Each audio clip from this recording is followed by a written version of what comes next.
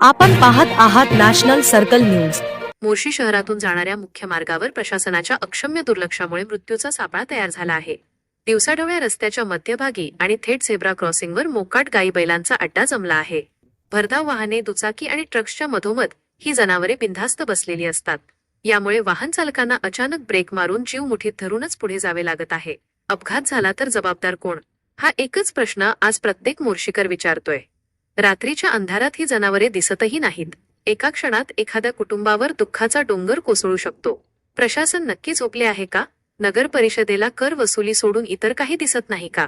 Police वाहतूक नियमन करतात, पण रस्त्यावरील या मोकाट जनावरांच्या अडथळ्यांवर कारवाई का नाही?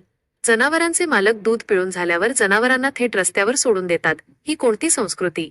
या सर्व प्रकारामुळे नागरिकांमधून तीव्र संताप व्यक्त केला जात आहे।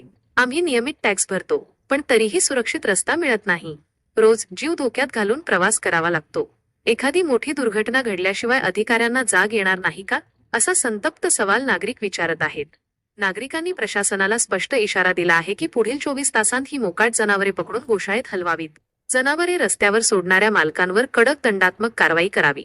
तसेच या मार्गावर मोकाट जनावरांपासून सावधान असे फलक लावावेत। पुढे होणाऱ्या कोणत्याही दुर्घटनेला थेट प्रशासनच जबाबदार राहील। नॅशनल सर्कल न्यूज साठी जिल्हा प्रतिनिधी अनिल ठाकरे।